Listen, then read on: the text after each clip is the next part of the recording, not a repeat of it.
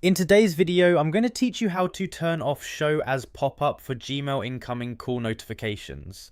Alright, so I'm starting here on my browser and I'm just going to go ahead and head over to gmail.com. Once the page loads up, I'll make sure I'm signed into my account so I can access my inbox. Now that I'm inside Gmail, I'm going to look up to the top right corner of the screen and you'll see that little gear icon. That's the settings button. I'm just going to click on that and a small panel opens up with a few quick options. From here, I'm going to click on See All Settings because that's where we get the full list of options.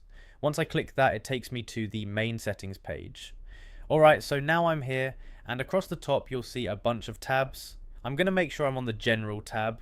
If it doesn't open there by default, just click on General and it will switch over. Now I'm going to scroll down a bit because the setting we're looking for is further down the page.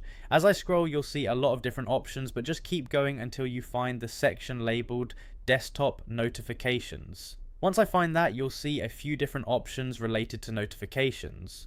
What we want to do here is turn off the pop-up style notifications for incoming activity, so I'm going to select New Mail Notifications off. I'll just click that option so it's selected.